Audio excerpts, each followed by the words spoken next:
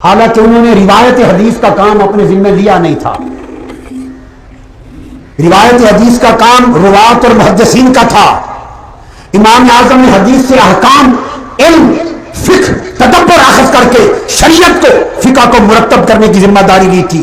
روایت کرنے والے 1000 ہاتھ تھے اس وقت، روایت کرنے والے محدث 1000 ہاتھ تھے، مگر احادیث نبوی سے دین اور شریعت کو مرتب کرنے والا اس وقت صرف ایک امام ابو حنیفہ تھا.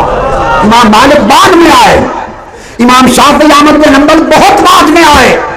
حدیثیں روایت کرنے والے 10,000 تھے، مگر 10,000 میں ان حدیثوں سے شریعت، فقہ، دین کے احکام مرتب کر کے امت کو سیراب کرنے والا کوئی نہ تھا.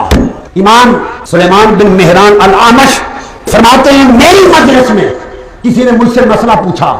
اعمش حدیث کے امام ہے. مسئلہ پوچھا، فرمایا سوچ سوچ کے مجھے جواب نہ آیا. میں نے امام ابو حنیفہ سے کہا ابو حنیفہ آپ بتائیں اس کا جواب کیا ہے. امام اعظم ابو حنیفہ نے فرمایا اس کا جواب یہ ہے، اس کا یہ ہے، اس کا یہ ہے، اس کا یہ ہے. جواب دے دیے اس طرح. میں نے پوچھا ابو حنیفہ امام اعظم آپ نے یہ جواب کن حدیثوں کی دلیلوں سے لیے، کن سے لیے؟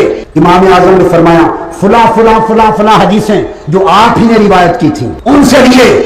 امام اعمش نے کہا اللہ اکبر، فرمانے لگے نحن السیادلہ وانتم اطباء یا ابو حنیفہ، ہم دوائیاں بیچنے والے ہیں اور ڈاکٹر اور طبیب آپ ہیں. صیدلیہ کہتے ہیں فارمیسی کو، میڈیکل سٹور کو.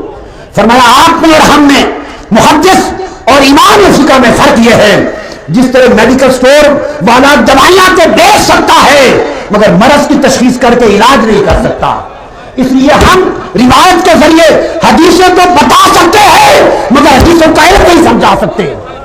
روایت اللہ نے ہمیں دی ہے، علم اللہ نے آپ کو دیا ہے.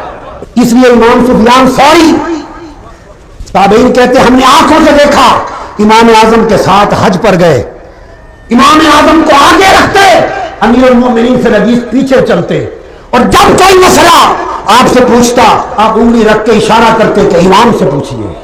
امام عبداللہ بن مبارک امیر المومنین سے حدیث کہتے ہیں لا نکذب اللہ واللہ امامنا فی المذہب ابو حنیفہ، فرماتے ہم جھوٹ نہیں بولتے، خدا کی قسم فقہ میں ہمارا امام ابو حنیفہ ہے.